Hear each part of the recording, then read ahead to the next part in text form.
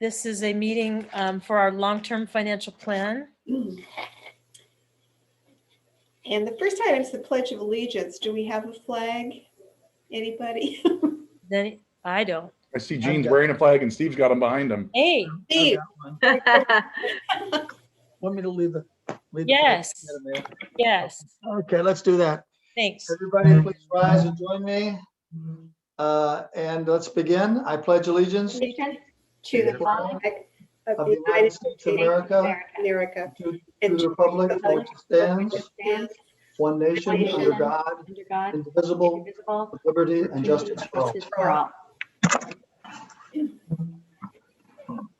Okay, Councilmember Duncan, Here.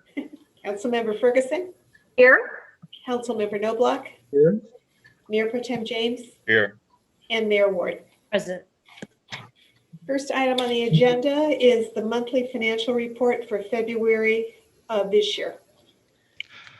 Mayor, if I may, really quick, sorry, Jake, do you want to pull the Mike Levin support letter and get that out of the way before we dive into the financials, or would you like to leave that for the end? No, I would like to do it now. And I think, do we have to vote to add that to our agenda as a late breaking item?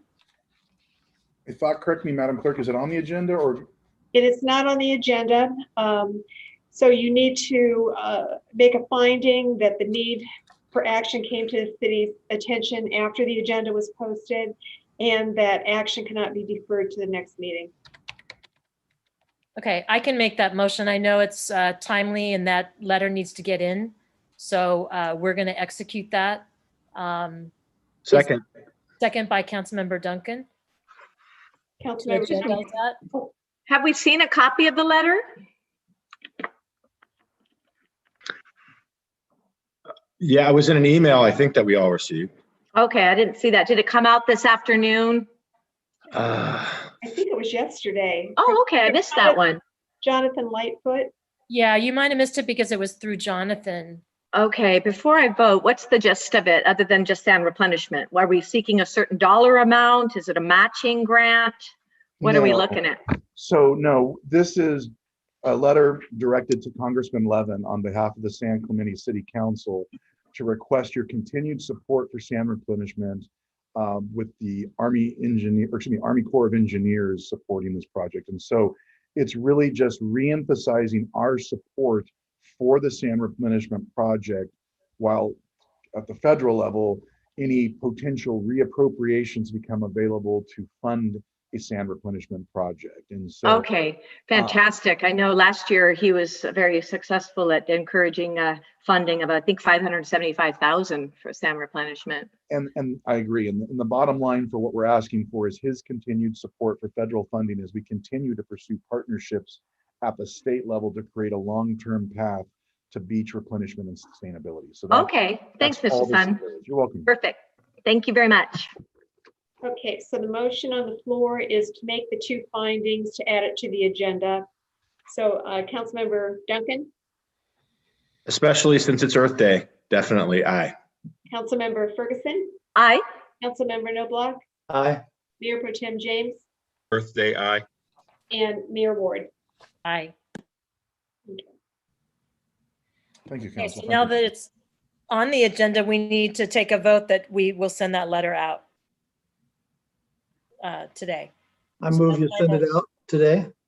I believe we're trying to get it out today. Do you need a motion for that, Madam Mayor? Yes. I'm also move. Second. Second by Mayor Pro Tem James. Okay, Councilmember Duncan, Aye. Councilmember Ferguson, Aye. Councilmember Noblock, Aye. Mayor Pro Tem James, Aye. and Mayor Ward. Aye. I was stumbling because are you going to be coming in to sign the letter if it's going out today? Or do you want? We can use Actually, their digital signature. It was run over to me and I did sign it Oh, so that it could be there. I believe Veronica has it or Jonathan has it. oh, okay. All right, so next item is the monthly financial report for February 2021. All right. Good evening, Mayor and Council members. My name is Jake Ron, and I'm here to present the General Fund Report for the fiscal year 2020 through the month of February. The General Fund is the main operating fund of the city, and just a couple of highlights from the February report. Just so you're aware, the February report includes the mid-year adjustments. For revenues, the 2021 budget revenues are 67.4 million, and revenues are currently at 39.7, or 59% of the total for the year. This percentage is actually just a little bit higher than last year's percentage, which was 58%. Again, keeping in mind that the mid-year adjustments have been included in these, and the dollar total is about $230,000 lower than what we received at this point last year. Just a reminder, last year is when there were no pandemic restrictions. As far as major revenue sources for the city, property taxes and sales taxes continue to not see any major issues. That being said, again, kind of as in the past, pandemic restrictions continue to cause some revenues to be lower. These are primarily in the permits and fees, service charges, and rental activity. These are revenues where services are provided directly to the public. There also continues to be a little weakness in transient occupancy tax, again, due to the previous travel restrictions. However, this revenue is also seasonal in nature, and we're hopeful that during the summer months, this will kick up. For expenditures, the fiscal year 2021 budget is 73.9 million, and expenditures are currently at 43.2 million, or 58%. This percentage is in line with last year's percentage of 58%, but the dollar amount is lower from the previous year by almost 2.8 million. This is in a variety of categories. Salary and benefits are lower by about 747,000 compared to the previous year, due to vacant positions and frozen positions. Supplies costs are down by 150,000 when compared to the previous year, as are contractual services, other charges, capital outlay, and interdepartmental charges. The only category that is up is the inter-fund transfers and debt, and this is mostly due to the additional payments on the pension liability that we've been making. All other departments, or from a department perspective, all the departments are down from the previous year, except for police, fire, and community development. Just a reminder, community development, it includes the park ranger and the code compliance programs. So again, focuses on safety. So with that, I'll present the report and answer any questions that you might have. Council, does anyone have any questions so far? Specifically, as it relates to legal fees, are we down this year versus prior years? I would have to take a look at that. Would be included in contractual services. I'd have to take a look at that line specifically, and I can get back to you on that. Could you get back to me on that? Yeah. Thank you. Okay, I'm not seeing any other questions, so I think you could move on, Jake. All right. All right, so we'll be moving on to the LTFP, and we have a PowerPoint presentation for that. Just one comment, Mayor Ward, we do have a few comments. Do you want to hear them now or after the presentation? No, let's hear them right now. So we've got a continued presentation. Okay, Laura. First comment is from Kate Mudge. I would like the following comment to be read. This comment is in regards to 1B forecast bullet point 1. The agenda item reads utilize an available one-time revenue, such as land sale or other one-time revenue, to make a one-time additional discretionary payment to the public safety unfunded pension liability and potentially shorten the payment schedule on the pension liability. And the comment is as follows. Dear Mayor Ward, Mayor Pro Tem James, City Council members, and City staff. Hello, my name is Kate Mudge, and I'm a 15-year resident of San Clemente. I'm extremely concerned that the city is considering the sale or lease of the land at the corner of La Pata and Vista Hermosa to a gas station developer to make a, quote, one-time additional discretionary payment, end quote, on the pension liability. I understand that the city has pension obligations that must be addressed, but I do not think the city should sacrifice this asset to fulfill those obligations. Many of the original non-gas station proposals came in close to the $6 million mark, which is not significantly less than the gas station proposals. Offer number 4 in the matrix for a healthcare center had a sale offer of $6.25 million, which is more than 2 of the top 3 gas station offers at $6 million each. If the goal of the sale of this property is to make a one-time payment, do a few $100,000 on a $49 million pension really make a significant impact?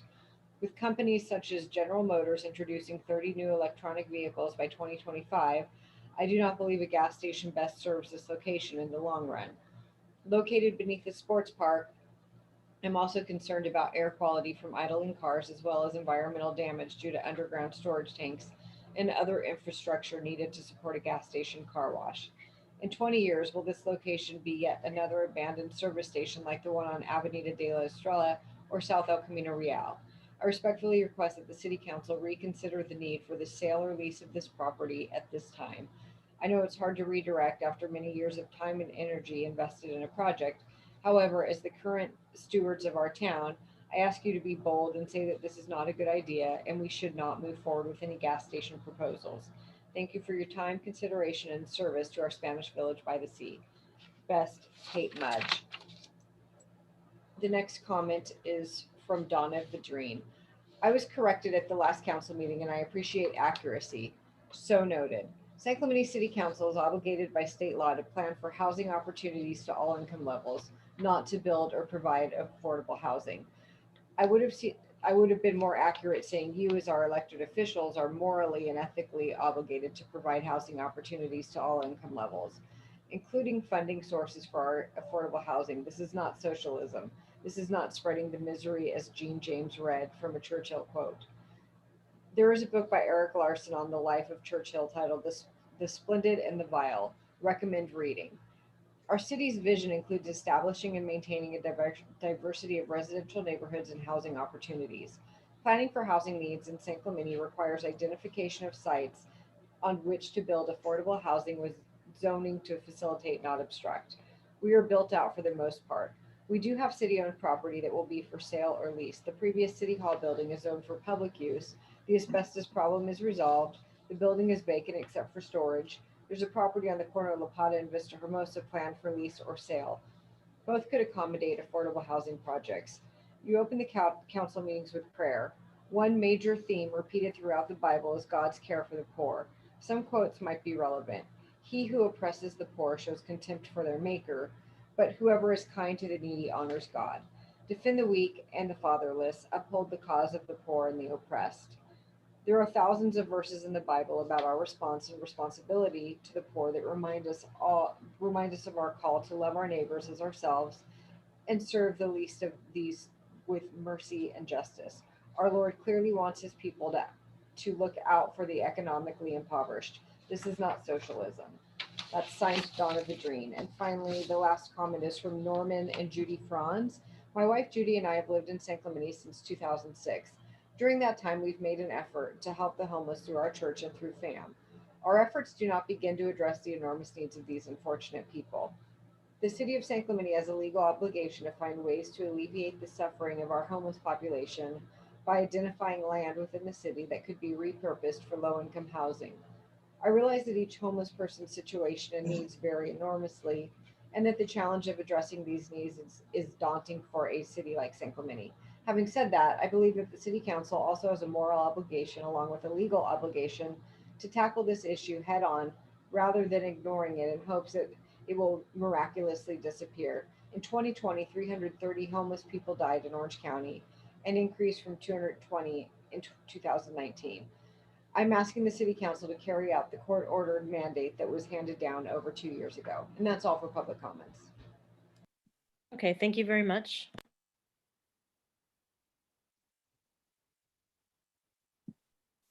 You're on mute, Mr. Sund.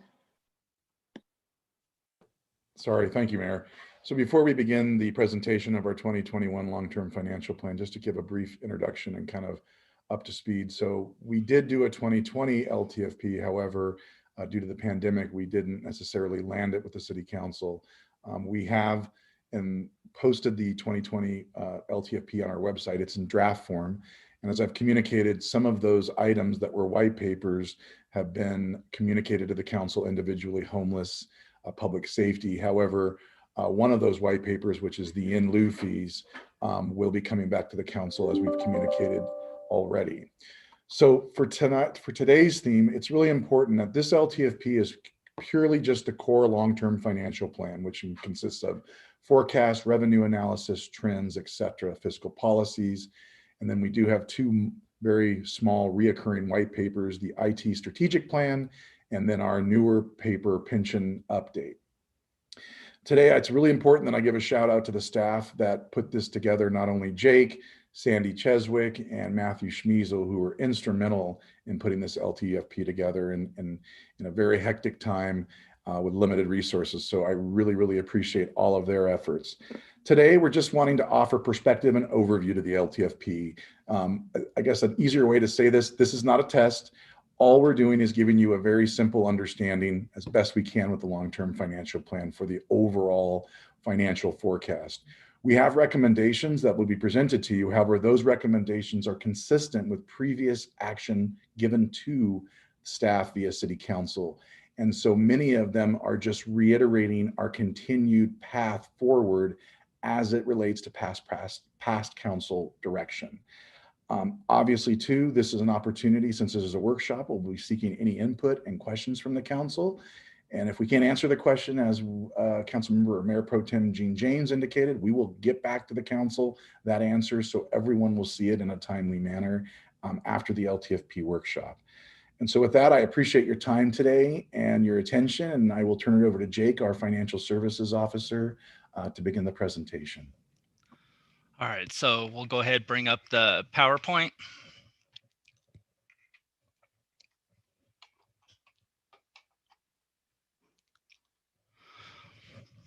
All right, so the 2021 long-term financial plan, again, we had a project team, Eric being involved with it, myself, Sandy, and Matthew, and thank you for all the efforts of the team that kind of went into this. So with that, we'll go ahead, go to the next slide.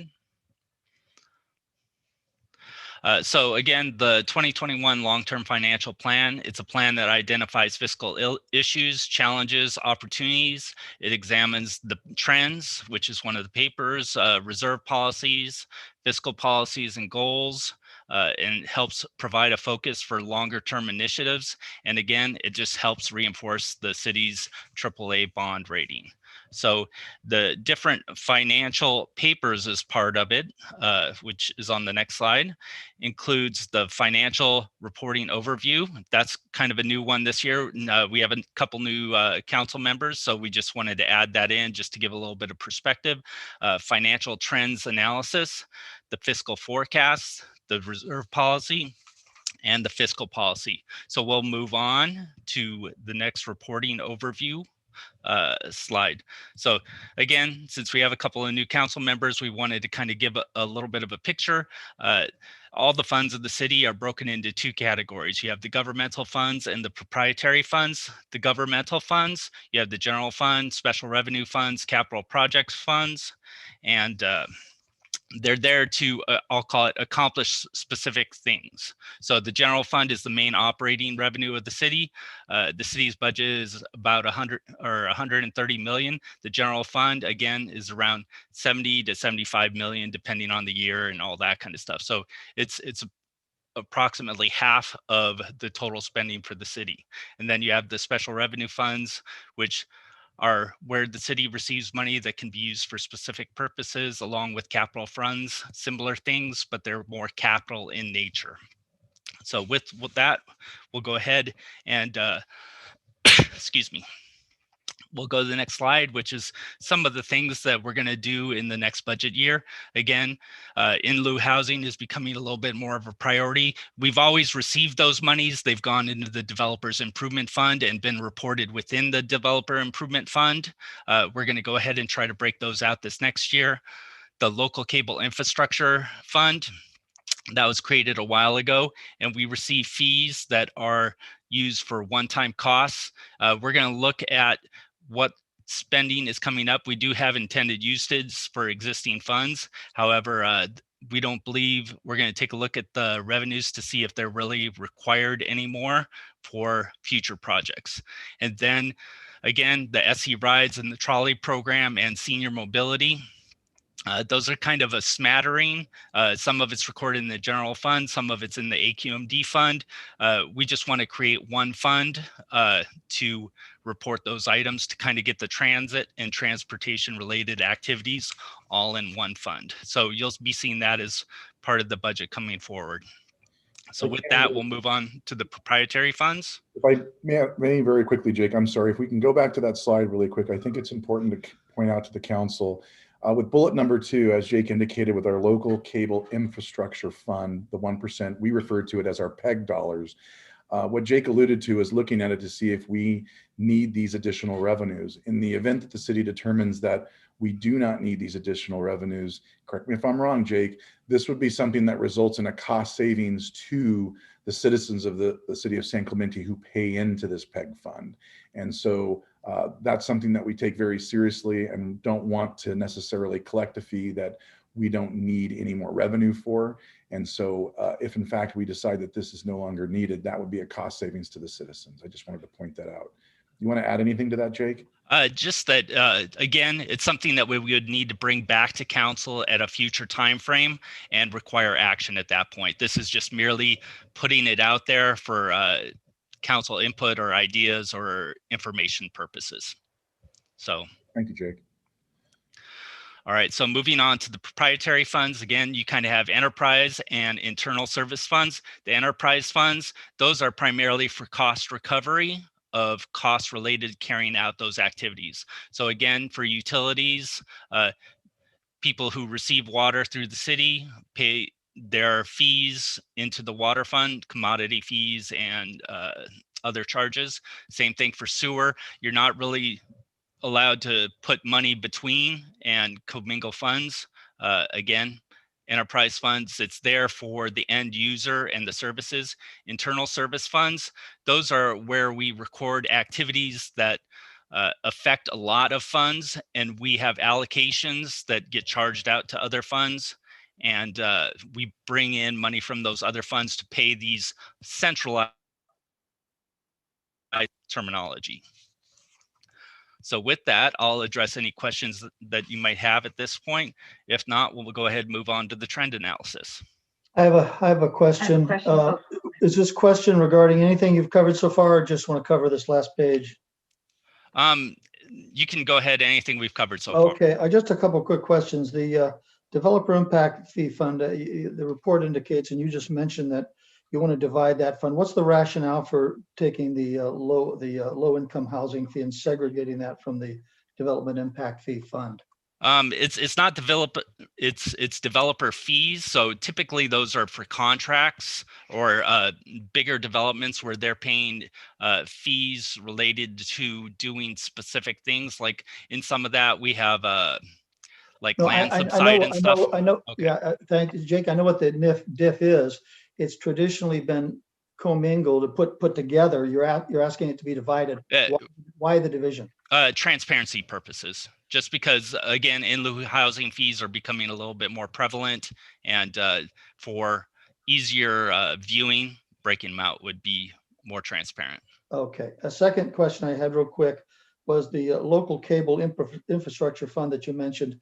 That 1% is charged to our citizens through their, how explain that fee for me, if you would, please, real quickly. All right. So that 1%, it's essentially charged to cable customers. So the cable companies actually collect it and then they remit it to us. So it's basically on cable bills, and then based on the cable companies' collections, they remit 1% to us. And how much money are we talking roughly? Just approximately. Annually, I think we get about 200 to 225,000 in from the cable companies related. So it could the money could be used, Jake or Eric, for expanding our cable system. And I guess I asked that because I'm a little concerned with Cox's service in our town. We don't have options. They've been restricted in what they put on there. Other companies, because of the infrastructure, haven't come into town. But I'm just wondering if this money could be used as an incentive or to provide some additional infrastructure to allow some competition there. I don't know if that's something that we've looked at or talked about? Something we could look at, kind of those fees, you have to look into those requirements. Typically, So go ahead. can I just make a comment real quick on that? I thought that there was something about broadband maybe being able to be used for COVID relief. Some of those funds to get businesses going in cities. I mean, correct me if I'm wrong. Did anyone else hear that? That there might be broadband opportunities. I haven't heard that. I Yeah. haven't heard Yeah, that. let me, as part of the American Rescue Plans, there are capital projects that are allowed. Again, the Treasury has not come out with specific guidelines at this point, so we're just going off the legislation at this point. So capital activities that would be allowed would be water, sewer, and cable infrastructure related items. Right. So if the priority, I personally, I would choose water and sewer, but again, that's because we have those in existing funds and all that, and we can Right. use assistance in those areas. So I guess if it did come up in the American Rescue Plan, Steve, that we could look at expanding our broadband or opportunities. You know, it's not going to happen overnight. Yeah, I understand. I I understand. I just think if we eliminate that fund, it may hamstring us in the future for expansion. But I appreciate that answer. My last question, real quick, Jake, is you mentioned the enterprise fund, and I understand the enterprise funds and how they work. But you mentioned we're not allowed to transfer or commingle. When you say we're not allowed, is that by city ordinance or by statute? That's by statute. Oh, again, statute? you don't want to not be, or let's say you were just a sewer customer for the city of San Clemente, utilizing those funds to pay somebody's water activity. I understand that. I understand that. My question was a legal statutory question. We're prohibited by our own policy or by state statute? That would be state statute. Okay, Scott, could you provide some a real quick, not right now, but maybe on a follow-up, just a quick explanation on that point, please? Yeah, just the platform for that segregation and what the details mandated are. Absolutely. And Jake, I just wanted to go back to the public educational and government programming funds. How is that going to impact our cable technicians and our airing of the program and upgrading of technology? Because I know in the past, we used a combination of the PEG funds and Cox grants we applied for to update all of our equipment and systems.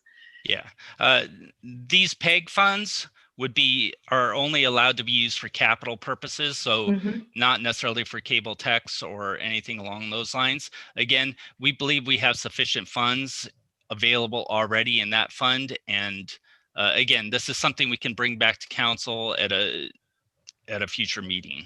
Okay, just want to make sure, because I know the money went really far to update. We had really outdated equipment probably about 10 years ago, and we're able to redo it all. So probably time to do that again soon. Okay, yeah. Thank you. All right. All right, so with that, we'll go ahead and move on to the trend analysis. And again, this is kind of a little bit of an informational purpose one related to looking back. So you can kind of get a little bit of a perspective here, how things look. Obviously, you can see the negative trends kind of went up this last year, and we'll discuss a little bit more detail, but I'm just going to discuss it a little bit more with a broad stroke type deal. The favorable caution went from or increased by 3, and the warning, there was essentially a one factor increase in warning. So I'll cover those on the next slide. So we try to break the financial trends into 5 basic categories. The revenue, there's 9 trend indicators. And again, this is all in the trend report. Those, again, there was shifting in the revenue. We actually went from favorable to favorable caution on 2, or a downward trend. And again, that was probably or mostly pandemic impacted related to certain revenues. Expenditures, 5 indicators. There were no changes from the previous year. the operating position, there's 3 trend indicators, and one went to favorable caution from favorable, and one went from favorable caution to warning, and those were the unrestricted fund balance and operating surplus. And that kind of ties in with the revenue. We were receiving less revenues, and again, that kind of had a drawback on the unrestricted fund balance and an effect on the operating surplus. So the debt unfunded liability, there's 3 trend indicators. The pension unfunded liability was changed to warning. We actually, for lack of a better term, improved that from unfavorable to warning. And I'll go into that a little bit on the next slide in a second. Community, 2 trend indicators, and there were no changes in that. So that's kind of a broad thing. And one thing I did want to point out on the pension unfunded trend analysis, this is one of the newer ones that was incorporated based on the 2019 LTFP. And as you can see, 68% isn't necessarily in line with, I'll call it the 90% target that we set. But you can see over the last 5 years, even though CalPERS has lowered the discount rate, we've been making additional payments and doing other changes, and we've been able to kind of flatten the trend a little bit. So that's kind of, it's still, I'll call it in a warning category, but not at the unfavorable letter. And we've implemented policies and activities to improve that over a longer period of time. So with that, I'll address any questions that you might have from the trends paper. Jake, if you could just briefly expand on that, the operating surplus deficit, to what extent is that deficit, and how much money are we talking about, and how will coming out of COVID positively impact that? Well, again, we came in essentially flat. We had lower revenues, but we controlled our cost, so we came in flat. One thing that I do want to point out is the American Rescue Funds would be coming in hopefully within the next couple of weeks, and those would, I'll call it, fill those previous shortfalls, the revenue shortfalls, or again, this will come back at a later council meeting, but those could be utilized to fund those previous shortfalls and essentially help out on the operating position in the future, and also help out on the unrestricted fund balance position. So.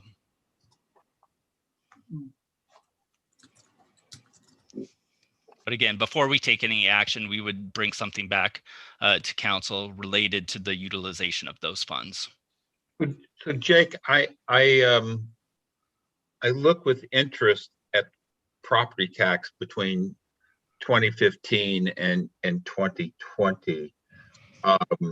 There was actually I guess this is, well, it absolutely is good news, a 24% increase in property tax revenues from 29 million to 36 million. And that went from a revenue 40, so the property tax went from being 49% of our revenue source to 53% of our revenue source.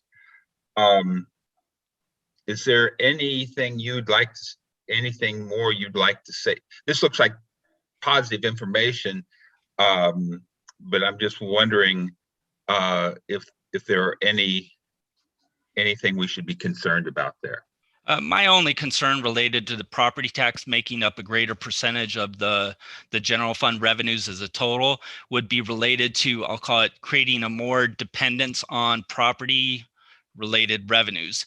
Again, we have our emergency reserve, but if there was an economic downturn where it was primarily in the housing or real estate market, that would be a significant drain. To throw out an example, for example, Dana Point, they are heavily dependent on transient occupancy tax. With the shutdown as a result of the pandemic, they were, again, affected much more from a revenue standpoint than us. But that would be my main concern from from an ongoing perspective. However, I believe our emergency reserve is adequate at the level that it's at, but that could be something that we consider at a future point, either bolstering reserves or something like that, maybe with the American Rescue Funds, or if we have those one-time revenues in the future, we could just contribute them to the emergency reserve or increase the emergency reserve level. So your response to my question was exactly what was my concern. You know, in this year, we've seen significant increases in property values this year in San Clemente, and maybe even unsustainable increases. And I'm just concerned about a market correction at some point in time. And, you know, we are growing more and more as a percentage of revenue to property tax. And the Dana Point analogy was the exact analogy I was thinking about. Thank you, sir. Okay, not a problem. Hi, Jake. I had a question about the pension unfunded liability on the summary of the indicators analyzed and the rating assigned. Could you let me know why in 2017, 18, and 19, there was no rating? Because again, this trend indicator came out of the 2019 pension update. Okay. Again, we were trying to improve our pension reporting, and I'll actually cover that a little bit more in the pension update later. Okay, yeah, that was a good report. Thank you. All right, you're welcome. Okay, quick question. Are there any adverse or negative trends not attributable to, or what is the most adverse or negative trend not attributable to the pandemic? You know what? If we move on to the forecast, I'll answer that question. How's that sound? That sounds great. I think I know what it is, but I'll wait for the official announcement. Okay. All right, so with that, we'll move on to the financial forecast. And again, it's best practices to look at what's in front of you from an economic standpoint, and it allows you to make any adjustments as needed. And the forecast is meant to be a high-level overview. Again, this is based on information that we received back in January, February timeframe. We kind of took all that information, put it into the forecast. It's based on assumptions. So that's my little caveats up front. Just from a little bit of a perspective, looking at the past, the fiscal year 2021 budget forecast anticipated a 1 million operating deficit going into 21-22 year. So based on the 2021 LTFP forecast for next fiscal year, it's a $1.2 million operating deficit. So it's a little bit, I'll call it, it looks based on the assumptions a little bit worse than we anticipated. Again, negative operating position in all 5 years. And the next two are, I'll call it a little bit going to Chris's comment or asking about the trends. Revenues are forecasted to increase on an average of 3.1 over the forecast period, and expenditures are forecast to increase on average of 3.4% over the forecast period. Now those two together, you can see obviously the revenues are growing at a slower pace, again, based on the assumptions that we are utilizing that are outlined in the report, than the expenditures, and those forecasts are increasing at a greater rate than the revenues, again, based on the assumptions that are in the report. Again, this is only a forecast, a projection, and a negative operating position will not be proposed to City Council as part of the budget. We go through line by line and look at things, looking at opportunities where we can save costs or reduce with minimal impacts to the citizens and service levels. I have a question, Jake. You just said line by line, and that warmed the cockles of my heart. Would you say that we are involved in zero-based budgeting? I wouldn't necessarily say zero-based budgeting, but we go through a very thorough review. And again, it's based on previous levels, but we look, I'll call it position by position, line by line, description by description. And I would say it's as close to zero-based budgeting as you can get without calling it zero-based budgeting. What would it take to call it zero-based budgeting? A lot more staff. How's that sound? I was fearful you were going to say that. So With that, we'll go ahead and go to the next slide. And again, this is just kind of high level.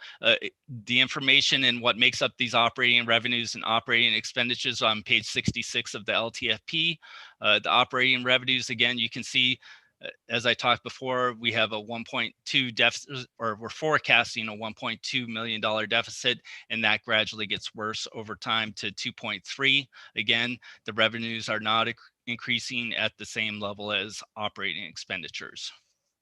So with that, we'll kind of touch briefly on the revenue assumptions on the next slide.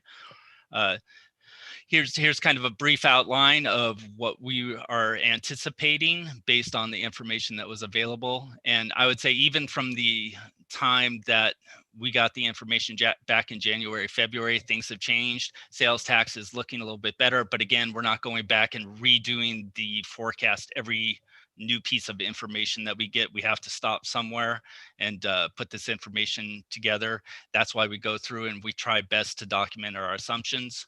Again, the 3.1% average increase over the forecast period.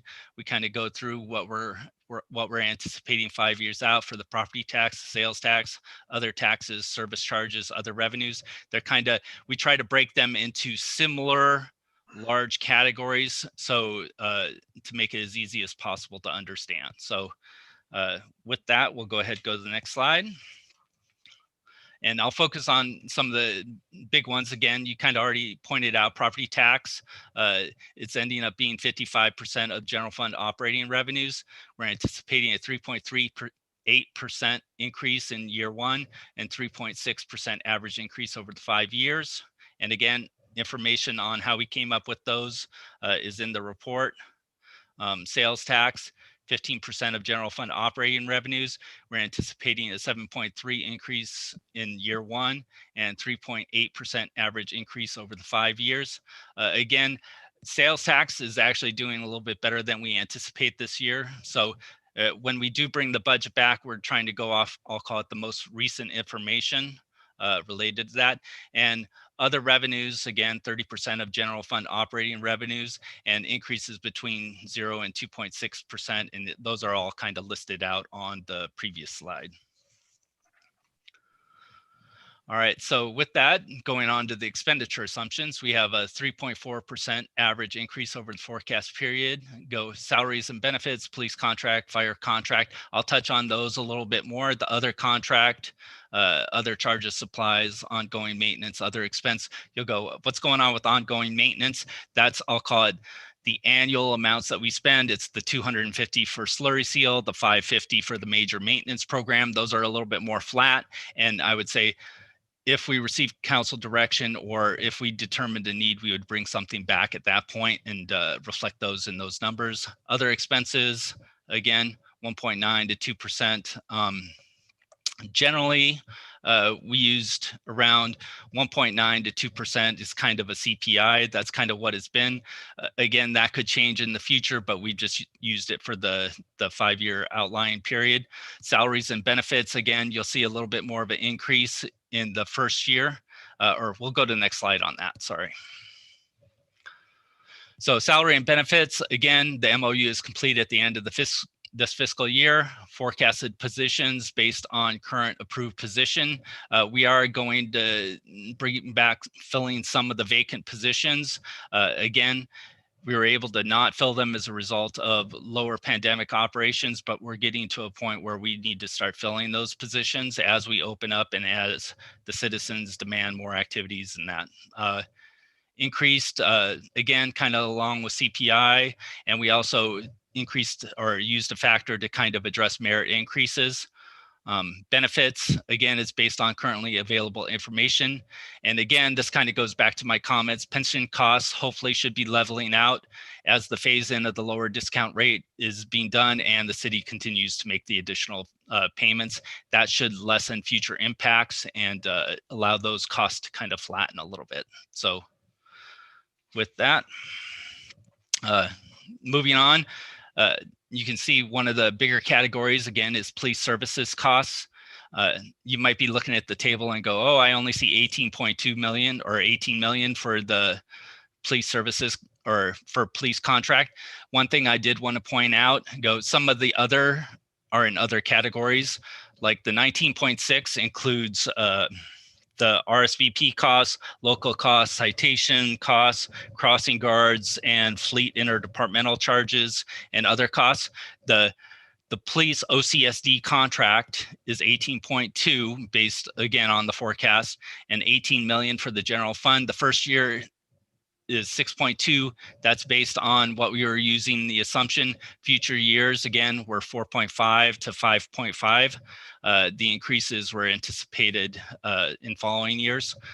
A little bit of information on that. We just got our most recent estimate from the police, and instead of the 6.2, it's they're actually bringing back an estimated 4.4% increase. So again, that's the same levels as the first go round. It's just they usually give a first estimate and then they come back with a second estimate once they have more available information. So that's a little bit of good news right there. So with that, we'll go ahead, move on to the next slide.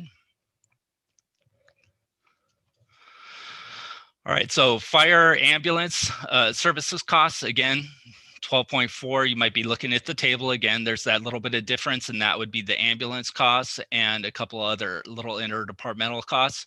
The fire services contract, which is with OCFA, the first estimate is 10.5 million. Again, it's a projected increase of about 5% for the first year, 10.3 for the base contract, and 0.2 million for facilities and vehicle charges. And future years, we use 4.5% increase plus cost changes for the fourth fire paramedic. So how does all this affect things? We'll go on to the next slide and kind of show you. So unassigned fund balance, again, this kind of goes back a little bit to the trends. One opportunity that we could have with the American Rescue Funds is to bolster this a little bit, again, for those revenue losses. And this is the unassigned fund balance excluding capital projects. So doing no capital projects outside of the general fund. Again, we're anticipating at the end of this year, 4.4 million at the end of the year. That might actually improve a little bit. The 2.5 million at the end of next year, and then so on and so forth. And again, that's a little bit the operating position and that having the effect over the years, that cumulative effect. Jake, I have a question here. This 8.9 million that the Treasury's printing just to give to us, will that be able, Chris Duncan smiled when I said that. Will we be able to move some of that into future capital projects? Yes, I believe there's opportunities there. It's going to be, I would say there's not an easy way to answer that. Again, there hasn't been specific guidance. Once there is a little bit more specific guidance, we'll come back with a plan to council. I would anticipate that we could utilize some of the revenue shortfalls and either contribute to reserves or utilize them for one-time capital projects. Well, you know, I think Mr. Levin's office offered to Chris and I one day a staffer from House Ways and Means to give us a briefing on what can be used and what can't be used. I don't know where we stand with that briefing. We probably need to do that sooner rather than later. Well, I believe the guidelines, the guidelines are going to be released in, I think, about 2 to 3 weeks. So by the time you're able to arrange that, we might almost be to the point where there are guidelines out. So I'm good, Jake. Okay, thank you. Yeah, and I think we're in the process of sort of our wish list of potential uses for the money. I know we're working to do that, and so with the information we have now, so if we don't get that meeting, which I hope we will still get before 2 to 3 weeks, I think we'll be well prepared to kind of already have an idea of what we would spend the money on. So, Jake, Jake, my question to you was a gentle nudge to my friend Chris. More than it was a question to you. All right.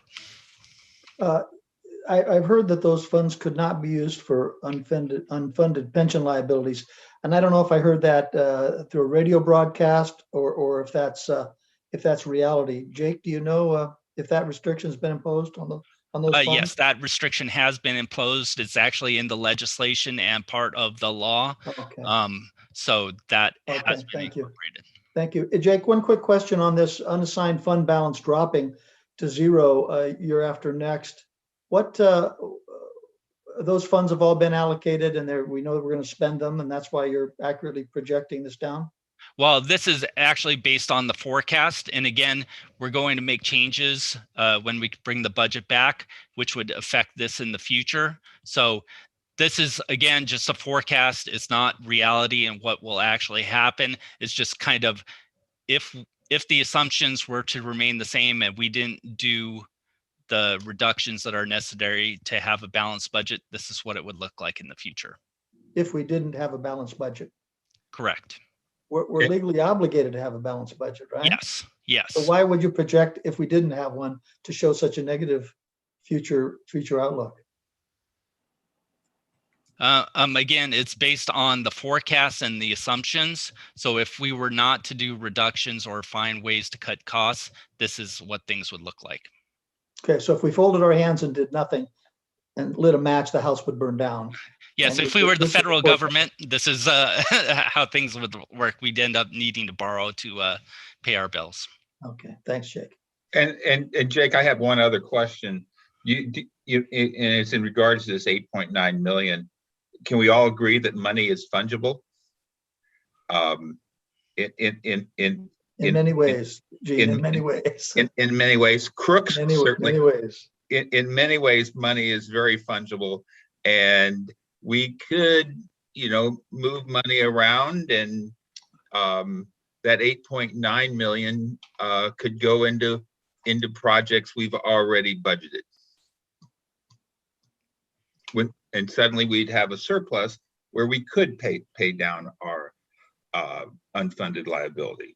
Well, I hear what you're saying, Gene. That thought's crossed my mind. I think we probably need to be careful that we're not circumventing the law by being too fungible, but clearly we have lots of needs, holes that need to be filled, and things that need to happen in the future. So yes, staff will be looking at the guidelines that are released by the Treasury and taking those into consideration. Thank you. And I should point out there may be more coming with the American Jobs Plan that is specifically directed towards capital projects, as I understand, potentially. So we may have more of an opportunity there to have some savings on our previously allocated money and be able to use potentially other money for uses like you're talking about, Gene.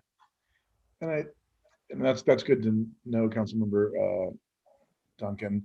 For Councilmember Knobloch and Mayor Pro Tem Gene James, I think what's important, and I know Jake will agree with me, if this money is allowed to backfill revenue that we didn't get, and we backfill that lost revenue, all that automatically does is create a larger unassigned fund balance in the positive, or in the form of a positive, which then bolsters the city's position to spend on one-time projects. And so that one-time expenditure can be a variety of different things, CIP, IT, et cetera. And so very in line with Councilmember Knobloch's comment that we need to be careful so that we spend it according to the regulations, but in essence, it does create a pot of money at the end of the day, as it would with any city in our position, of unassigned fund balance to use for other one-time needs. Thank you. All right, so with that, we'll go on to the next slide. Again, this one, the previous one was excluding capital projects.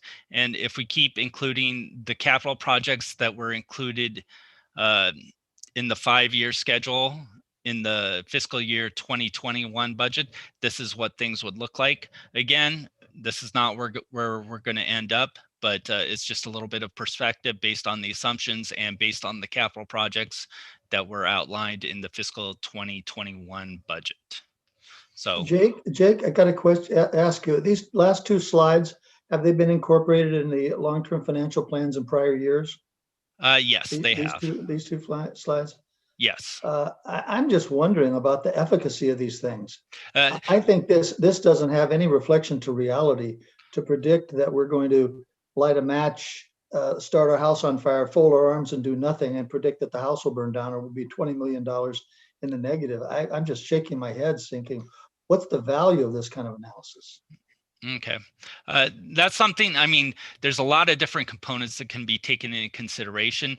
We do, again, kind of going back to the operating surplus, we usually have revenues, overages, and expenditure shortages that work in. So that would bump up the 4.4 million, which would increase the base. And it gets into a whole convoluted thing. It's just merely, again, the forecast is to offer a perspective based on the assumptions that are outlined. We could try to take a look, but then it would become very convoluted.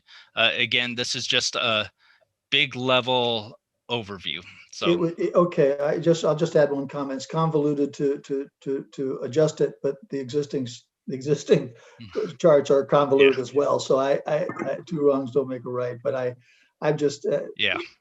I know we're all creatures of habit, and we perform off what we've done before, and you know, in some cases this kind of analysis is beneficial. I'm just wondering. Well, I'm not wondering. I'm kind of making my position is it's troublesome to me just to go through this kind of 5-year projection on something that will probably never happen under any scenario, no matter how hard we fold our hands after the match is lit, or not at all. It's just I cringe when I see these. I'm going, what the heck what's the value? But no criticism on you, Jake. I know you're doing your job, and I appreciate it. But one thing we could exclude and just merely focus on operating position and leave out fund balance. It's just fund balance was included at some point. Again. Okay. I hear you, and I'll think about it. All right. Okay. All right. Thanks, Jake. All right, so with that, we'll kind of go to the general fund assigned reserve. Again, based on the forecast and what the operating expenditures are, this is what the emergency level reserves would be required related to those operating levels. So again, kind of a 5-year perspective. And this is also one of the reasons for I'll call it the growing downward pressure is we would be taking money from unassigned fund balance and contributing it to the emergency reserve. So maybe that's something I can think about in the future, contribute or putting it all together or something like that. I'll think about it. So again, just a matter of perspective. We'll go ahead and just move on to the next slide. And again, we're not really asking for council consideration related to this. It's continue to utilize available one-time revenue such as sale or other one-time revenue to make public safety unfunded pension liability and potentially shorten the payment schedule on the pension liability. This is something we would bring back action and would require further action related to, I'll call it a large one-time payment from one-time revenues. Again, we'll keep going on with, I'll call it the smaller payments from budget savings, but this is something that would require future council action. Allow me to make a comment on that, Jake, not necessarily a question. This is going to be an editorial comment more than anything else. That's great. And I think we should do that. We should, if we realize a sale of property, I think it needs to be the vast majority needs to go against our unfunded liabilities. However, you know, I think I made this analogy once before from the dais. If you're a family, you're not living within your budget, and you sell the family, you go to the pawn shop and sell the family jewels to pay off your Visa card, and you haven't changed the way you live, you're going to be right back to where you were. And so this is more of a comment to my fellow council members rather than you, Jake, or rather than to Eric. You know, we have to look at that and say, okay, that's a great down payment on that $49 million, but how are we going to pay off the other $40 million? Yeah, good analogy. So Jake, that's not on you. That is just my editorial comment. Okay. I would add one wrinkle to that. I think it's probably more akin, Gene, to paying a big chunk of your mortgage, so that over the course of the 30 years, you're paying less that, at the end, basically, because you've now put a big chunk that's not earning interest off the table. And Chris, my pushback to that is your Visa card your Visa card account could go back up. Your mortgage is not going to go back up. No, I see that. I guess I just feel like it's got a little more utility than just paying off just straight debt, because you are getting the benefit of less interest accruing on the principal.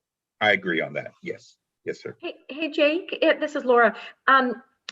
At what point in the process, I can't remember, can we as a council discuss and decide whether to set a policy to add an additional amount every year so it's consistent? It's not one time, it's consistent every single year to the 4 different pension plans that we have. At what point in this process? I think the most appropriate time would be with the pension update, kind of towards the end.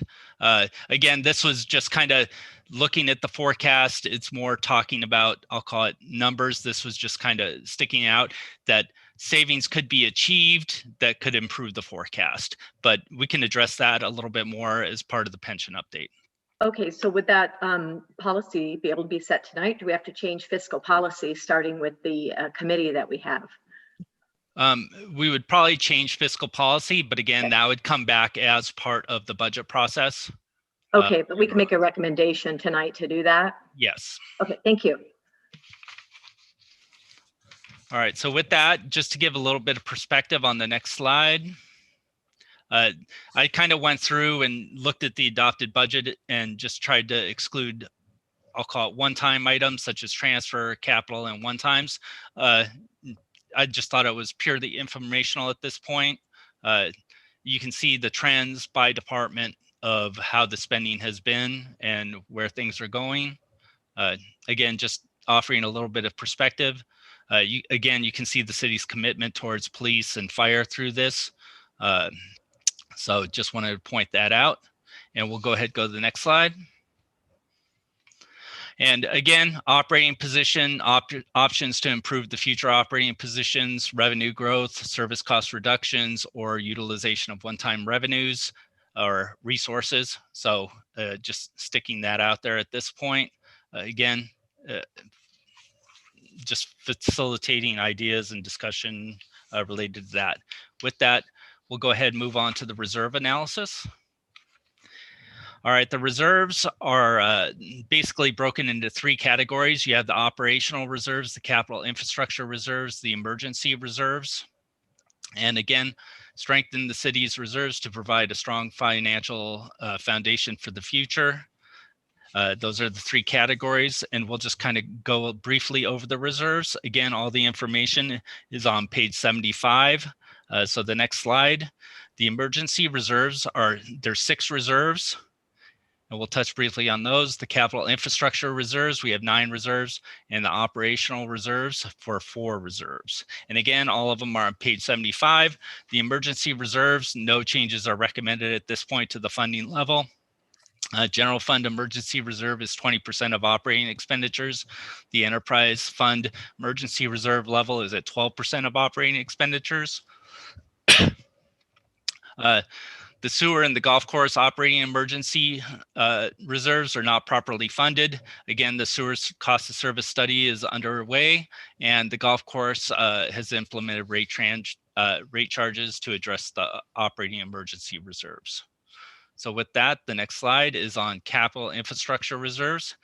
Again, these are just our normal routine transfers based on reserve policy or fiscal policies. Again, we're transferring an annual amount of $380,000 to the general fund facilities maintenance reserve. Again, it'll be as part of the budget. Transfer a one-time amount of $1 million from the operating reserve to the water depreciation. That was one of the reserves that was underfunded based on the information that we had. So we're trying to bolster that reserve. And we'll go on to the next one. And storm drain fees, again, those ones, storm drain fees don't aren't tied to CPI and they don't increase annually or anything like that. So one thing that is we're going to keep apprised of legislative developments related to storm drain fees, so we can maintain the public storm drain system properly. Again, one of the things we've gone through Lucity, and we're in the process of putting together capital asset categories and identify funding levels for replacement related to the capital equipment reserve, the facilities maintenance reserve, and the park asset reserve. This is going to take a little bit of time. Obviously, Lucity has been implemented and we're just putting together data related to that. So the next one, the accrued leave reserve, again, transfer a one-time amount of $115,000 in the next fiscal year to fund the accrued leave reserve. One thing that's driving this a little bit is the low interest rates. The funds that we currently have set aside aren't earning as much as, I'll call it 5 years ago, 6 years ago. So this is kind of I think this is probably the first transfer to the accrued leave reserve that we've done in about 5 years. So this is get things in compliance. And then the next slide again, there's been discussion a little bit about the general liability and risk management, the operational reserves, general liability coverage. There's no recommendations coming or no actions that's been coming out of this. It's just informational purposes. The CJPIA, we've been a member since 2015. Again, coverage is from the first dollar, no self-insured retention. It includes services as claim administration, training, and risk consulting. It also includes subsidence coverage. Workers' compensation coverage is through PRISM, Public Risk Innovation Solutions and Management. Coverage is above the self-insured retention level of $300,000 per claim. And periodically, we go through a review of the insurance alternatives. Two that were previously done. One was in 2004 by ARM Tech, and that facilitated our move to CJPIA and PRISM. And in 2013, we went through what's called the Bickmore review, and that was that found that CJPIA had the broadest coverage and PRISM was the best coverage level for workers' compensation. I have a question, and it's actually, I'm going to direct it to Mr. Knobloch. There's a lot of money that can be saved with insurance if you administer your own small claims. And do you think we would be in that position now, or do you think we're just better off paying at the first dollar? So my question is a couple of things. Should we have a self-insured retention? And number two, should we administer our own small claims? Well, that's a good question, Gene. I don't know the answer to that, but my impression when I looked at this and realized that, and I wasn't aware of this until the slide, that we go from $1, I'm thinking, man, we're paying for that through premiums. So coming out of the title insurance business and having done some other insurance work over the course of my career, it occurred to me kind of what you were saying, that you could save money by handling the low level costs internally. I think there's some value in that. That's just my off the cuff impression. So I'll pivot to Mr. Sun, and Eric, you think we should, is it time for us to look at our entire risk financing program?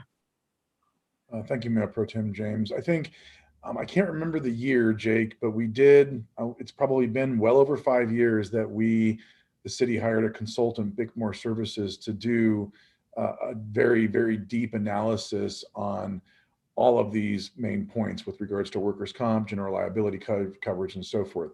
Much like what we do with our auditors, we like to go out to RFP every 5 years just to ensure that we remain fresh. And, it's also kind of a way to keep things checks and balances.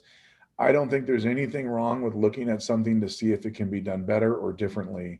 What I would say is, if that's the will of the council, it would be the city's preference that we hire a consultant to do that analysis and again, bring it back to the council at a later date. If that was the direction of the city council, what staff would do is we would put together a decision package for the city council to deliberate as part of the proposed budget to, in essence, fund a consultant in the next fiscal year to do that analysis and complete that study and bring forward recommendations to the city council. Yeah, Eric, I really think, paying at the first dollar, Steve said this, you pay for that. Yep.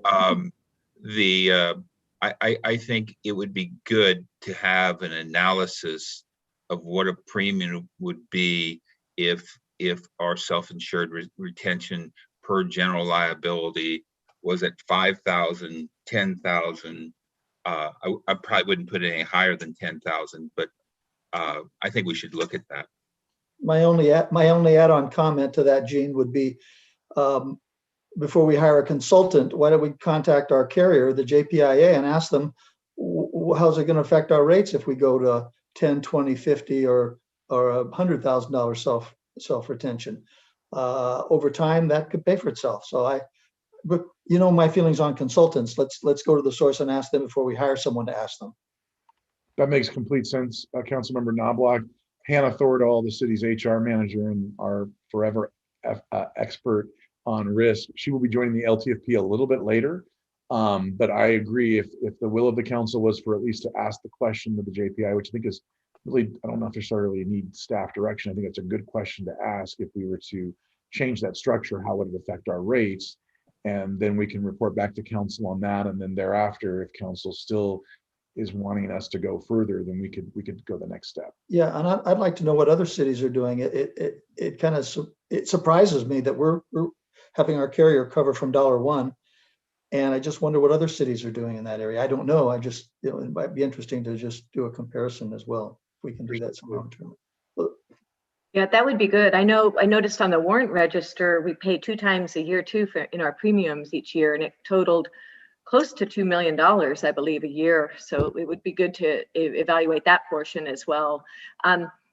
Is there a particular reason, Gene, that you want to look at other insurance carriers, or just because it's been over 5 years? Just a review of our risk financing program. Okay, yeah, that's a good idea with everything. I think 5 years is good, even with our legal. Thank you. All right, so with that, we'll go ahead, go to the next slide. Again, any questions?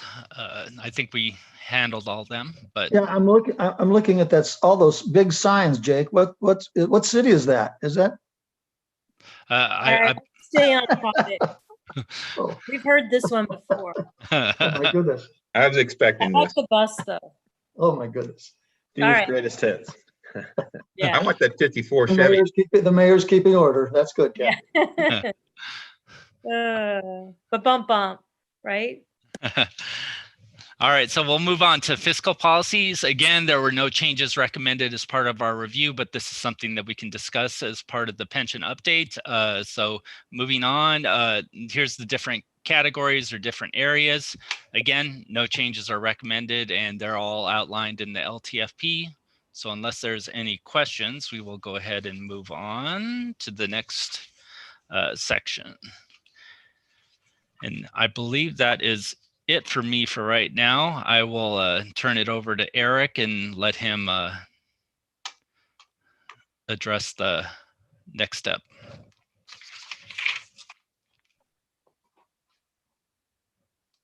Bring up the next slide, please.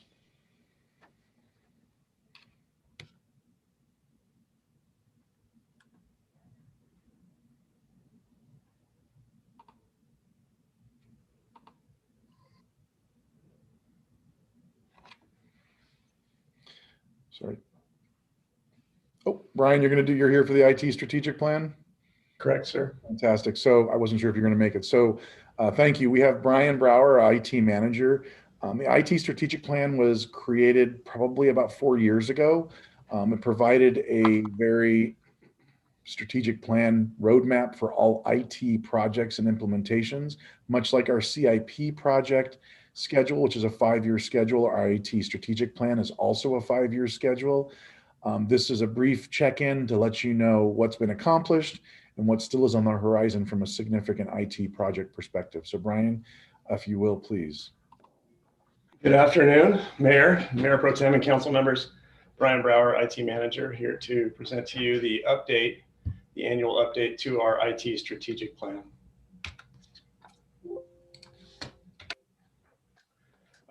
Since it was first developed in 2015, so Eric, we're actually at coming up on 6 years since we first conceived the strategic plan.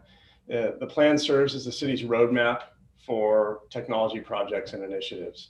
The overarching goal is to align technology funding and staff effort with departmental goals and priorities across the organization. The plan identifies past, current, and future projects and initiatives. And it's a collaborative process. We update the plan annually to adapt to technological advancements, changing business needs, changing priorities, as well as financial conditions.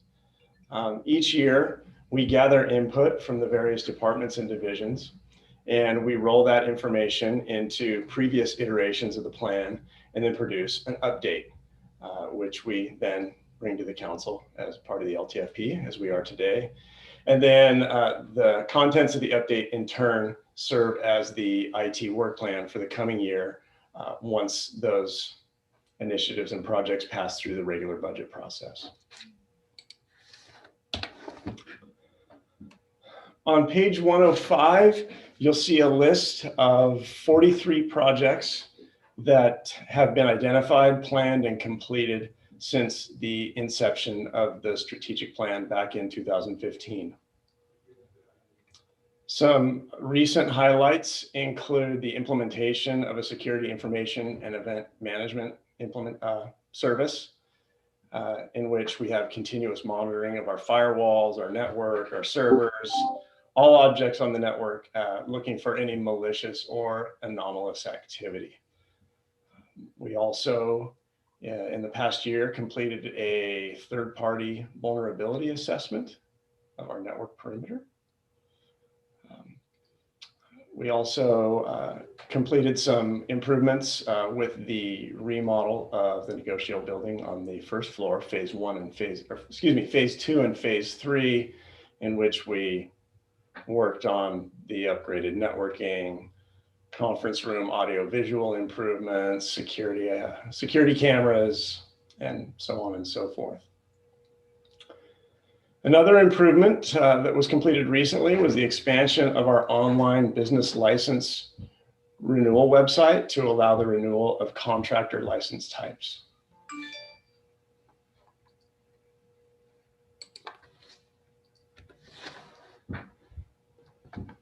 Next, on page 106, you'll see a listing of current projects and initiatives. These are projects that are underway in the current fiscal year, some of them in the very early planning stages and others nearly complete.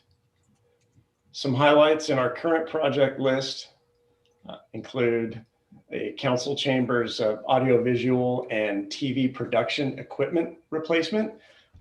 This ties back to the conversation earlier in the meeting when someone brought up the need to potentially upgrade our equipment for our meeting production. And that's actually something that we recently completed an RFP process for. We're in the selection phase right now, and I anticipate bringing a recommendation to council in the coming months. We're also preparing for a major upgrade to our permitting and licensing system. And this is an upgrade that will ultimately pave the way for many improvements that we've been looking for quite some time, including electronic plan submittal, electronic plan review, electronic applications. Status on this, we recently conducted a fit gap analysis with the vendor. And the purpose of that was to determine, kind of manage expectations for the upgrade and also fine tune the scope of work for that project. Right now, we're finalizing that scope of work. We're negotiating the contract, and I, again, expect this to be brought forth in an upcoming council meeting. We're also working on many improvements for the renovation of the second floor in preparation for OCSD to move in there. This involves providing some large displays for visibility into the city's video management system. We're going to be providing telephone service for all the staff there, providing some additional security cameras, and then also just kind of being a consultant to the project for all things technology. Lastly, we have some cybersecurity and business continuity improvements that we're working on. This is an ongoing endeavor. We're researching a one-touch disaster recovery system for our servers, and also looking to upgrade to an advanced email threat protection system in the current year.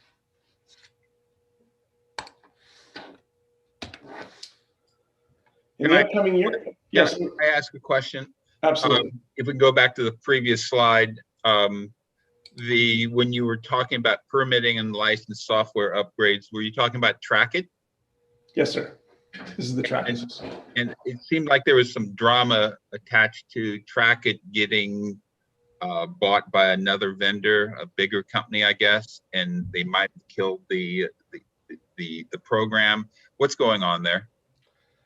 Well, I think they have changed hands a couple times in the last 4 years, maybe more than a couple times. They've at least been rebranded, I think 4 times, and been through 2 or 3 changes in ownership. The company, there may have been some challenges with talent with those companies and their ability to support and improve the product. But then again, they have the newer version that we want to migrate to. And I've conducted a lot of phone calls, a lot of research with other cities that have been through this upgrade. And I still believe it's a very good product and it's a good system. And upgrading that system is a much more economical approach than trying to go out and find a brand new system that might have a new set of challenges with it.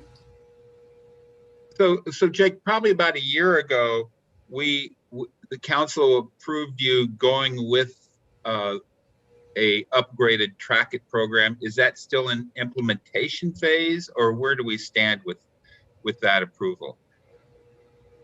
We've made some improvements along the way, some short-term module implementation and fine-tuning of the system in its current version. In parallel to that, we've been working with the vendor to finalize this scope of work to do the wholesale upgrade to it's more a larger incremental upgrade. In the past year, we did some smaller upgrades. This is the big one to a completely new version, which will require more cost, more staff time than these smaller implementations. But this is something that once we have the final scope of work, we're bringing the contract for approval to council. And how close are we to having the entire planning and permitting process being paper-free? Or will we ever get to being paper-free? That might be a better question for our community development director. Okay. But I see us using a lot less paper. I don't know how soon we'll be completely paper-free. I think there's a lot of people that still conduct business in the construction world using paper plan sets. And so we can buy a pretty sophisticated program, and there might be people who still want to bring in rolls and rolls of plans. If there may be, yes. Okay. All right. You've answered my question. Thank you, Brian. So moving on to the next slide, some new projects and initiatives. We have a number of projects that, first of all, we're not recommending a lot of new projects in the upcoming year. In the past year, as you know, we've been busy dealing with the additional workload that the COVID pandemic has created. And so there's some things that are sliding forward, and the budget will actually be carried forward into the next fiscal year, into 2021-22. The highlights here are the agenda and legislative management system, which will modernize the agenda and legislative management process as a whole. It'll impact the workflows related to the development of agendas, packets, and minutes in the clerk's office, and as well as the way that this information is made available to the public. We also have budgeted in the current year, but will carry forward an analysis of our electronic document management system and the implementation of a modern CRM system, which will provide a single pane of glass, single screen where people can make requests for all types of city services and complaints. It'll also probably be tied into some sort of an app for mobile devices. And then we have some ongoing initiatives. We're always working each year. We try to add and improve on our camera system, our video management system. We always budget for some improvements to our website and the services we offer on it each year. Staff training with respect to technology. We have our eyes on some productivity training in the upcoming year with respect to the Office and AutoCAD applications that we use. And then lastly, there's some ongoing improvements to our GIS data and imagery that we anticipate in the upcoming year.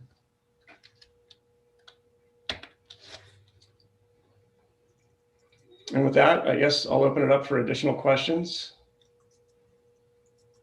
So I have a quick question. Well, first of all, thank you for all the work you're doing. I know that IT, you're working really hard on the sheriff's substation and everything going on with the second floor also. And I got to hear a little bit about that. One of the contractors walked in and was talking to Cade in the hallway about just where to put everything. There's just so many moving parts and all the screens and what level to put them at. It was good to see. And I realize it's a lot of work. So I know this isn't technically you, and it has probably more to do with the city clerk's budget. But if the council went to where we didn't require any paper anymore for our agendas, did you ever look at the cost for that, or is that the city clerk's budget? If we went to paperless agendas? That's actually part of the agenda and legislative management system that's currently budgeted that we anticipate making progress on between now and going into the next fiscal year. So it's something that's already in play. It is. So I know we were just going to start looking at it. So that's probably more towards when we get in that new system and it happening next year, or towards the end of next year. I would suspect so. Okay. All right. It's just a comment that I wanted to make. And quickly, council, I am going to have to depart. I have another meeting and Mayor Pro Tem James is going to take over. So Mr. Sund, I'm going to miss the pension update. And can I just ask for a briefing on that, later? Is it Dark Friday tomorrow?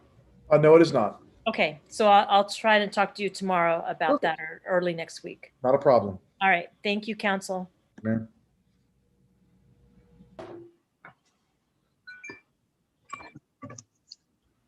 Brian, can you walk through on the first slide? If you can go back to your first slide, just real quick.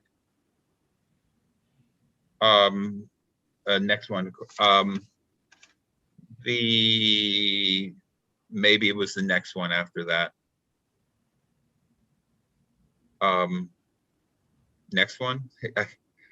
Oh, no, it was the previous. Oh, yeah, here, it's this one, the cybersecurity business continuity improvements. In regards to business continuity, what areas of the city are you most concerned about in regards to cybersecurity, business interruption, that sort of thing? I guess payroll would be right at somewhere at the top. The HR system would be up there. What do we need to protect?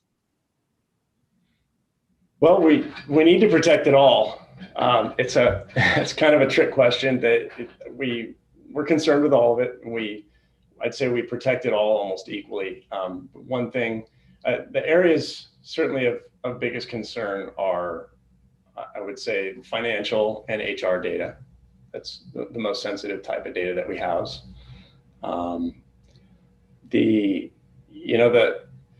Probably the greatest improvement we've made in quite some time, maybe the most important project in this whole 5-year plan, is the recent implementation of our security information and event management system, or SIM as it's called in the world of acronyms. And what this does is it gives us visibility. It gives us quick visibility and real-time visibility with the assistance of a third party. And it watches for any anomalous or any compromised activity. And that really gives us awareness. And it also comes in conjunction with a continuous scanning of vulnerabilities on all the hosts in our network. So that's really been a major step forward, because we have a much better handle on these things. And so we can not only be aware if something bad does happen, but proactively seek out things that might have built-in vulnerabilities and upgrade or replace those.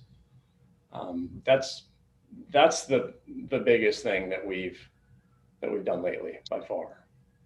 Are we aware of attempted intrusions into our IT system?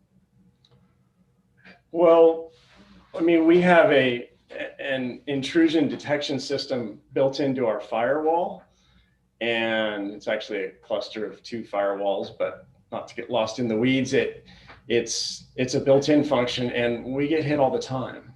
It's something that's constantly in play. Got it. There's a world full of bad people, and they are constantly at it. Okay, thank you, Brian. Welcome.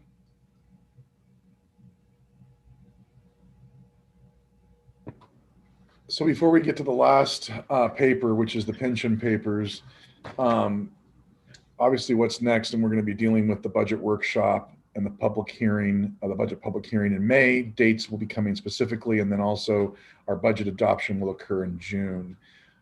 With that, I'm going to let Jake go over the last paper, if you will, which is the pension update. And if you would, Jake, go ahead and pull that slide up.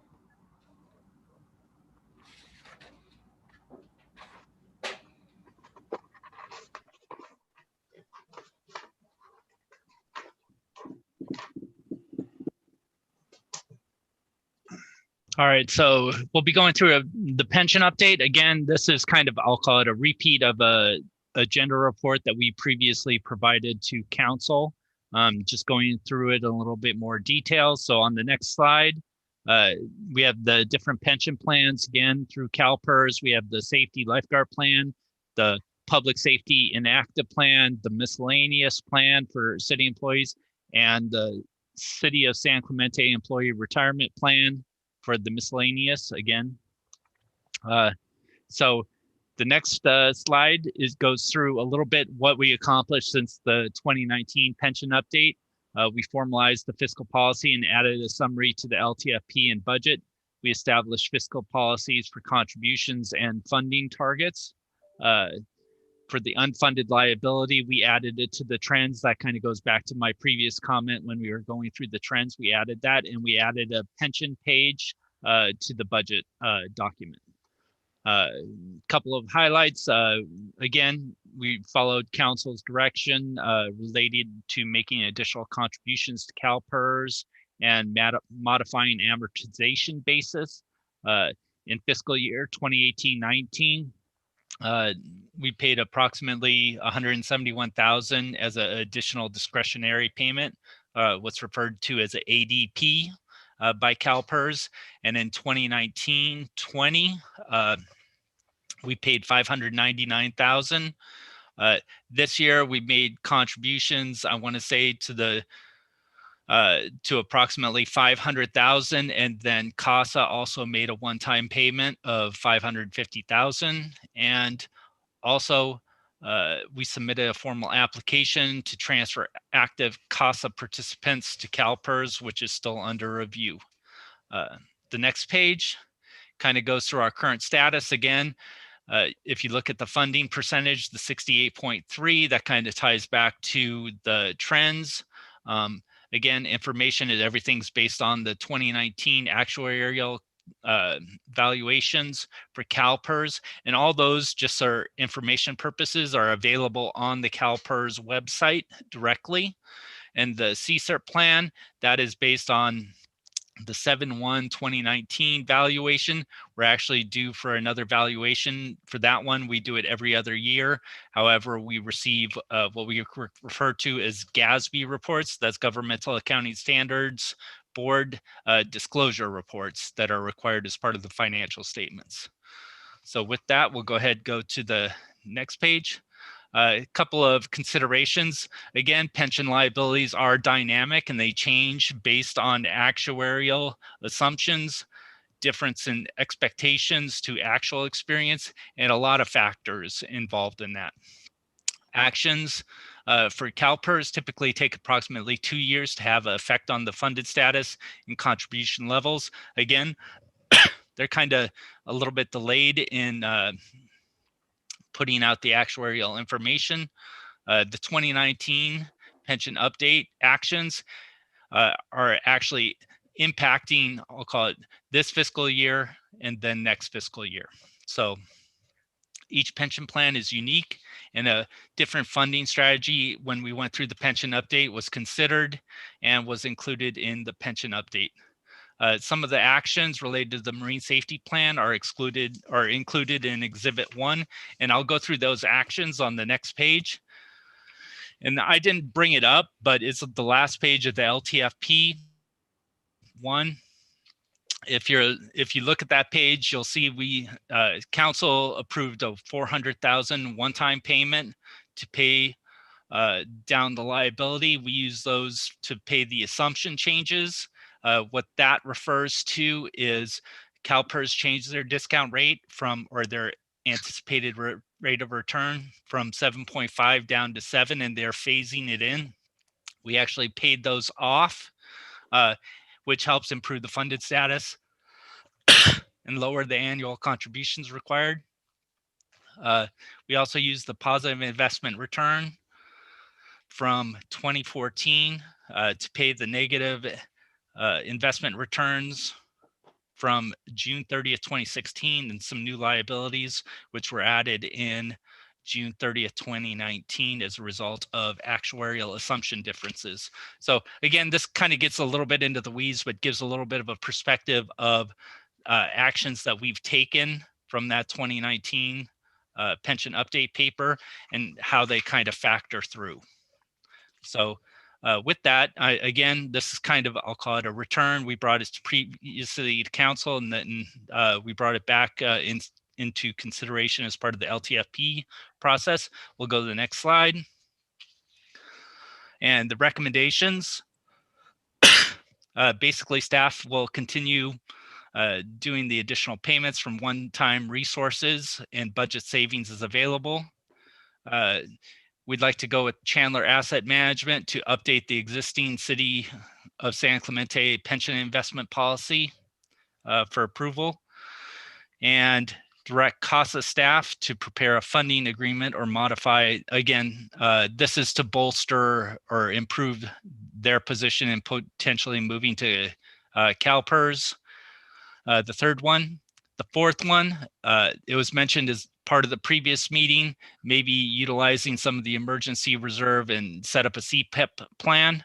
So these are just some recommendations that we put out there, and just am asking for input at this point. So, and then if that's any questions, we can go ahead and address it. Let me go one more slide. There's one more. We kind of talked about one-time payments and maybe utilizing some land sales or one-time revenues or one-time resources to make a payment. This is, I'll call it the public safety plan, and it's kind of a brief snapshot of what the public safety plan would look like if we made a one-time payment. The black line represents how things would be going without the one-time payment. The orange line would be if we utilized a $3.7 million payment as a one-time payment to pay down that liability, and then potentially shorten the amortization period on that specific plan from 16 years down to 10 years. So you can see The big kick up in 2020, 21, obviously things are subject to change. We're just giving it for informational purposes. You would see we lose that last 6 years of payments that we wouldn't have to be made, or that wouldn't have to be made because we did that one-time payment. I just think this was important to kind of cover related to it. And with that, we'll address any questions you might have. Well, Jake, I'd like to just make a comment because I did mention earlier, I'd like to add to the staff recommendations, if council is open to it, to go ahead and look at us, every year annually, deciding what a fixed cost would be, a fixed amount that we would contribute additional to the unfunded pension liability that we have on an annual basis, rather than the one-time resources used from the budget savings. So I'd like to see us do that for all 4 plans, if we could identify what that amount would be. So that was what I would recommend. Council, what do you think? Yeah, I think you're onto something there. Before voting on it, I would like to see what it looks like. Because I'd like to get pretty aggressive with it. And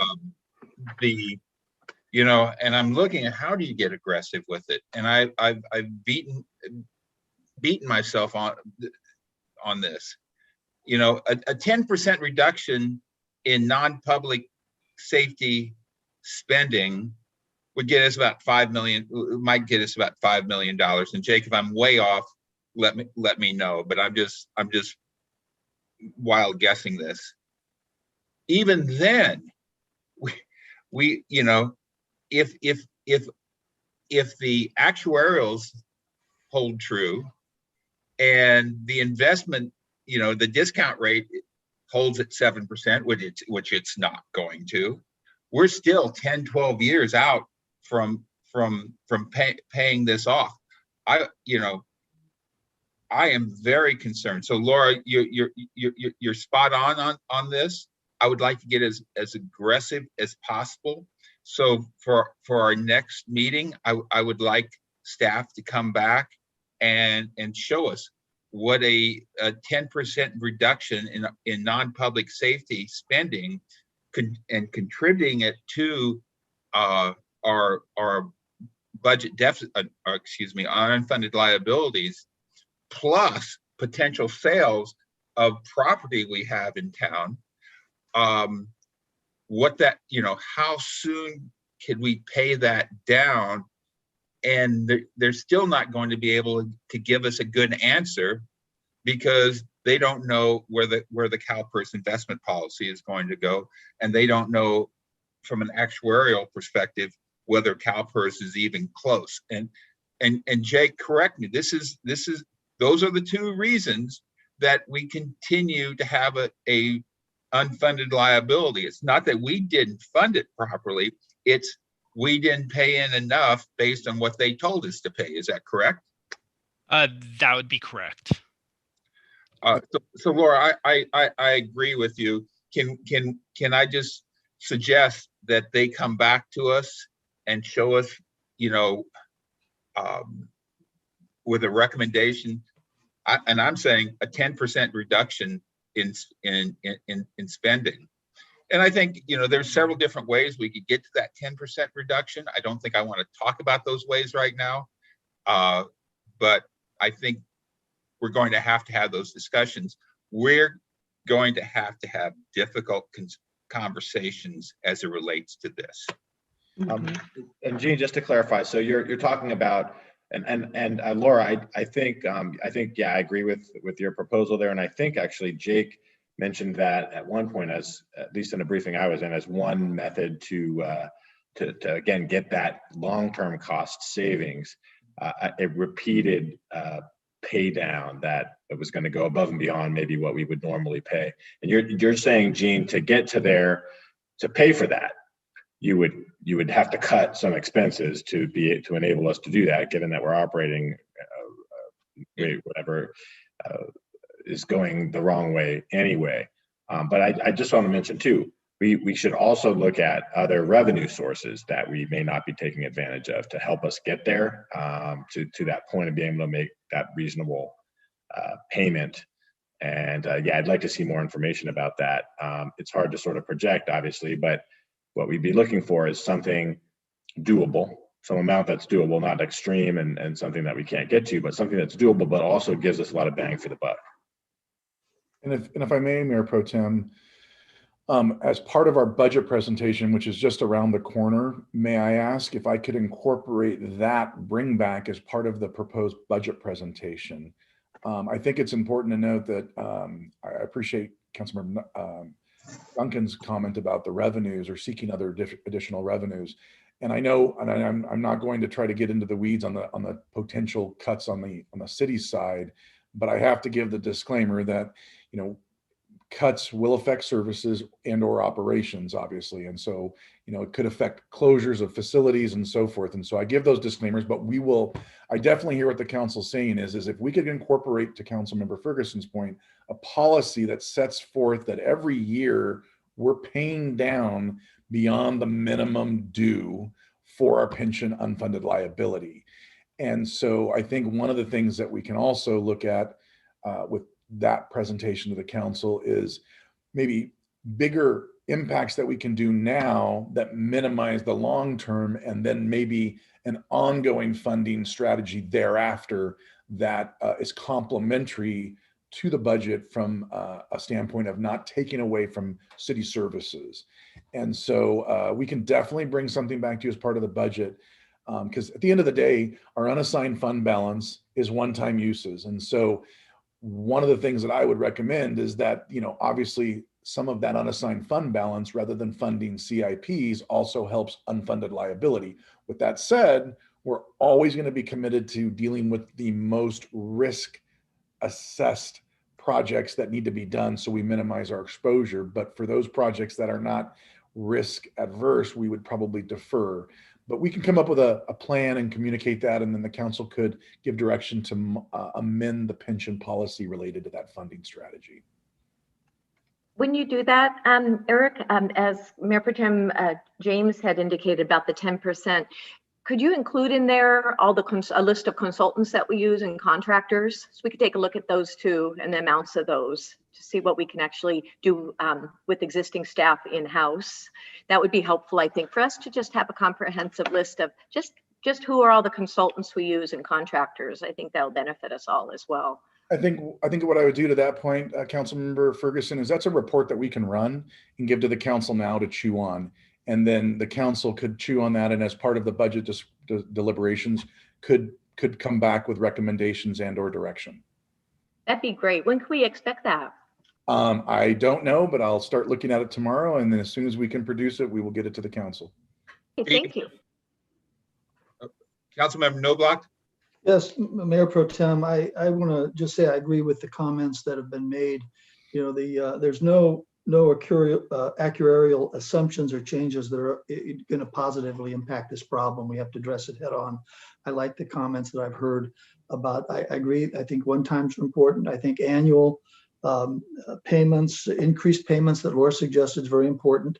New revenue sources, I think is probably not a bad idea to look at, but I think we need to consider all those things. I like also in the staff report that the section 115 trust concept as well, maybe as one of the additional arrows in the quiver to address this issue. My concern regarding that was, Eric, the staff report recommended both CalPERS and this private PARS group. You're recommending CalPERS. Personally, I have a hard time trusting their skills at predicting anything and investing wisely. So I guess my question would be, how long would it take to create a section 115 trust? What are the costs involved? And if we did move forward, we probably want to consider a private source that I think is more attuned to making money, as opposed to CalPERS, who's not attuned to profit, but attuned to I'm not sure what they're attuned to, but it hasn't been very effective historically. So Understood, Councilmember Noble. I can agree, and we can definitely bring that back. One question for clarification. Staff did recommend the possibility of looking at your emergency reserve and going from 20%, which it was. right.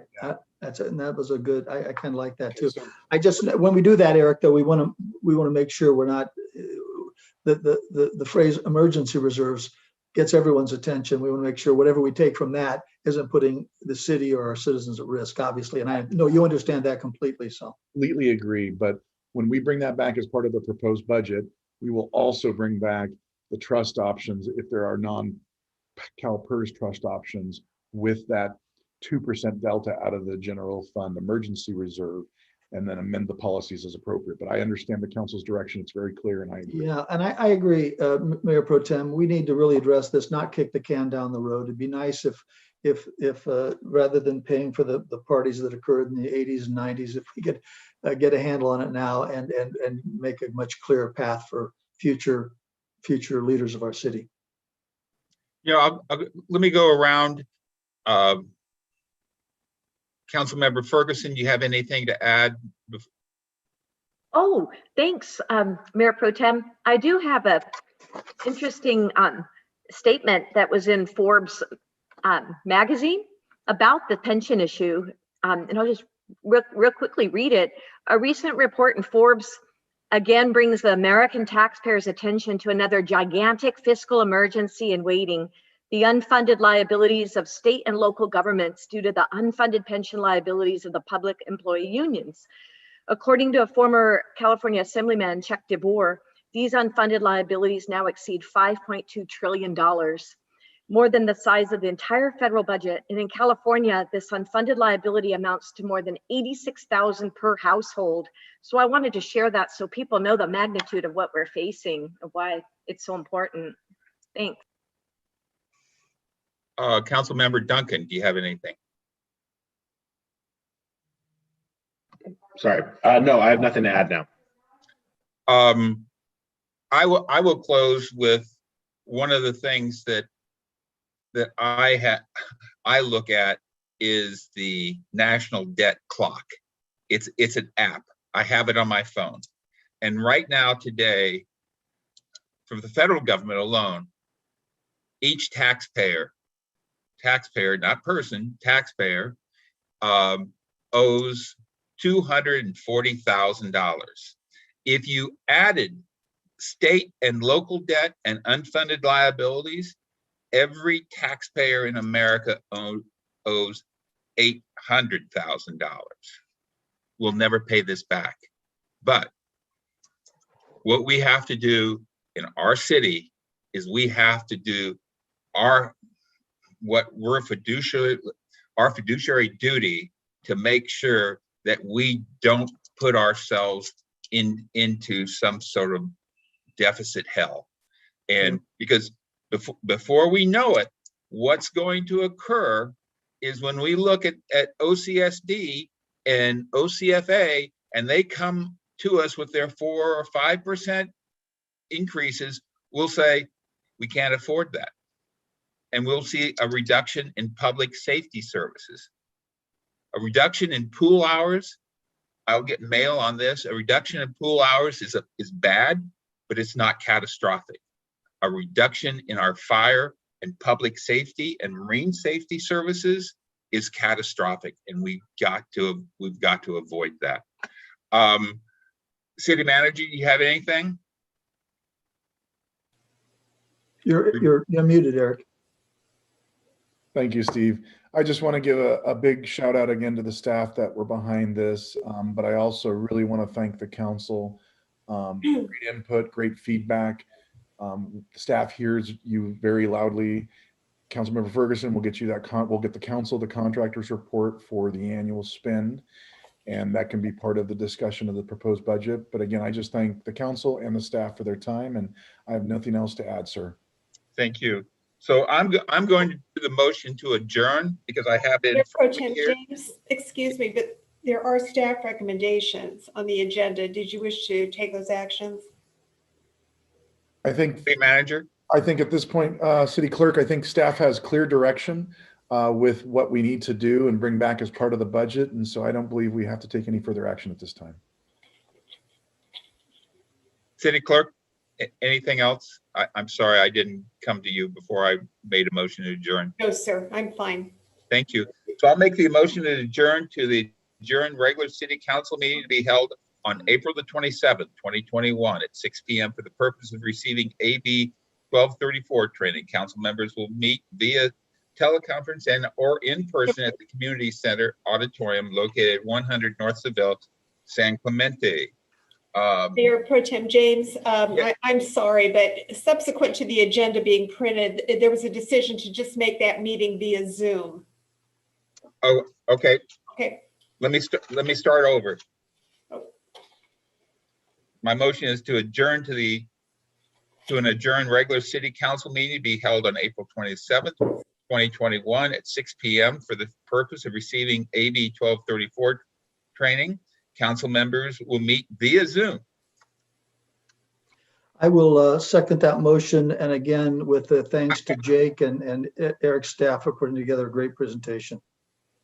Steve, hold on to your second because I have to read the second paragraph. Oh. The next regular council meeting is scheduled to take place on May 4th, 2021. Closed session items will be considered at 5 p.m. and the regular business meeting will commence at 6 p.m. Council members will meet via teleconference or in person at the community center auditorium located at 100 North Seville, San Clemente. Steve? Yes, second. Okay. Madam Clerk? Yes, sir. Councilmember Duncan. I'm gonna aye, and I do want to set special thanks to Jake and also to Brian, who has helped me with IT stuff so much and gave a great presentation today. So with that, aye. Councilmember Ferguson. Aye. Councilmember Noblock. Aye. Mayor Pro Tem James. Aye. And Mayor Ward is absent. Carries 4-0. Thank you. Have a good night. And everybody.